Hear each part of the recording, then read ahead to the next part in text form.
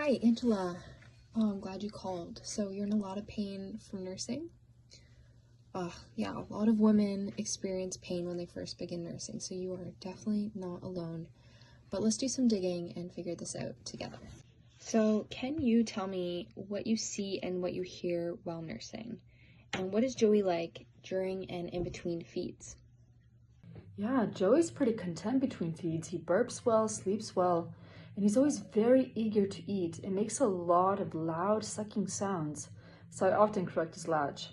I hear his swallows as well. I've noticed that his hands are like in a fist at the beginning of a feed and then they relax and open up near the end. It's super cute. That is so precious. Yeah, so that's actually a really good sign because typically what that fist means is they're hungry, and they're eager to feed, and then as their hand relaxes, it's basically them saying, like I'm letting go, I'm satisfied. So that is great. I just want you to know you're doing an amazing job keeping Joey fed and rested. It's quite literally a full-time job, so I want you to be assured of that.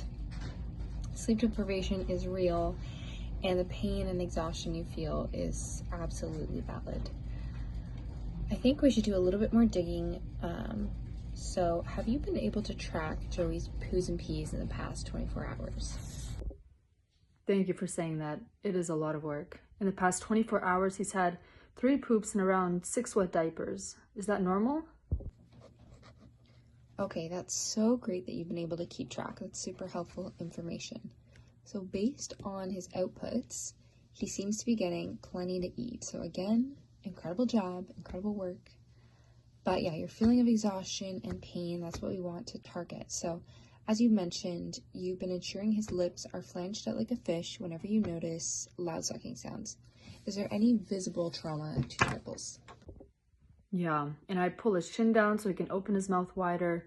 My midwife helped me with that, but I'm still experiencing pain. There was some light bruising on my nipples.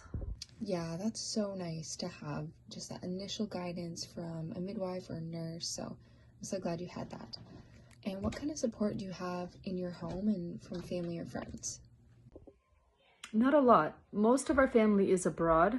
Our friends have kids of their own that keep them busy, and my husband only had 3 days off work to be with me. My mother-in-law has come by a couple times to help with stuff around the house though, so that's been helpful. Oh, Angela, I'm sorry to hear that. That must be hard having family so far away. Establishing breastfeeding is a lot of work, and I always recommend that moms have someone or multiple someones around to take care of them while they take care of baby. It really is a team effort. Is there anyone that you know of that could lend you that kind of support? And if not personally, there are always postpartum doulas who specialize in nurturing a breastfeeding mother. I could reach out to my church to see if anyone would be able to start a meal train or drop in for a couple of hours.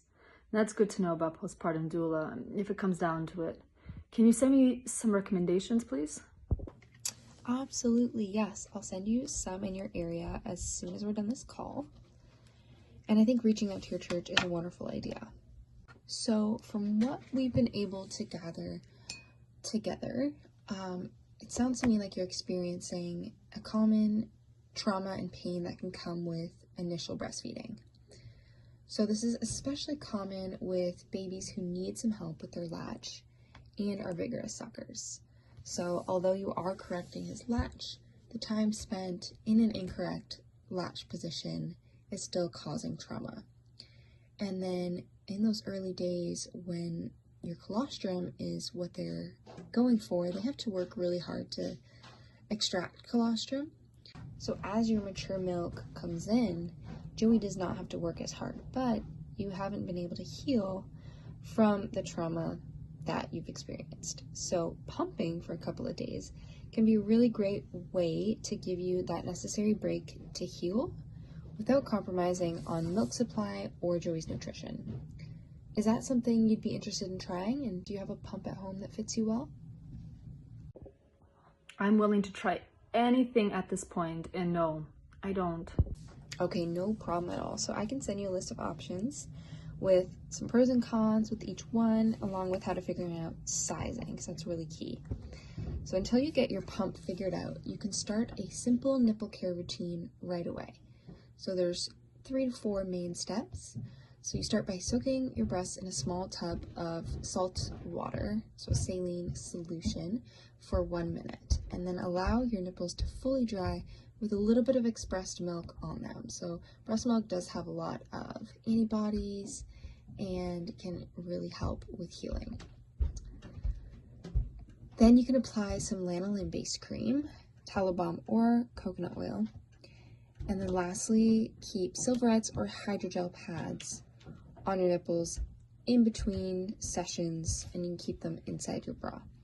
So having fully dry nipples, adding a moisture barrier through a lanolin-based cream or tallow, and then using antibacterial silverettes will support the regeneration of the tissues. Once your pump comes in, I would try exclusively pumping for 2 days alongside this nipple care routine, and then reintroduce nursing on day 3 during the nighttime. So you can start slow with just half the nighttime feeds, nursing, but keep that up for 2 days, then slowly reintroduce daytime feeds. So by 1 week, I would feel it out and see if you're ready to go back to exclusive breastfeeding. You can adjust those timelines based on how you're feeling. Pumping also gives you a really nice opportunity to get some rest through a relief bottle.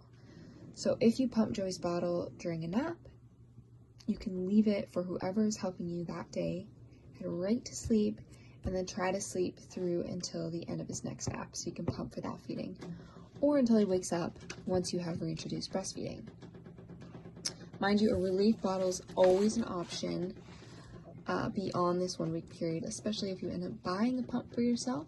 If you end up renting, you have a shorter time period, but those are things that you can weigh in your decision process.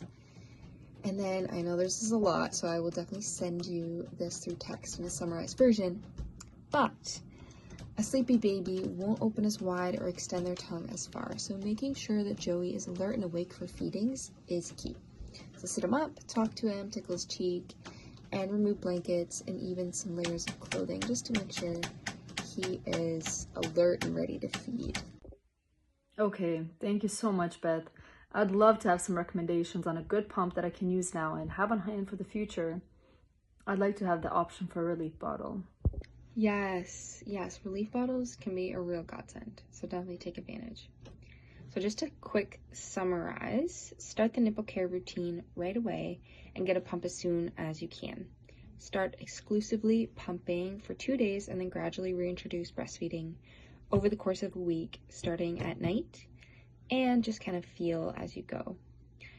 Continue the nipple care routine beyond 1 week until you're fully adjusted to the sensations of nursing. Make sure Joey is alert and awake for feeds, and take advantage of the relief bottle to catch up on some rest.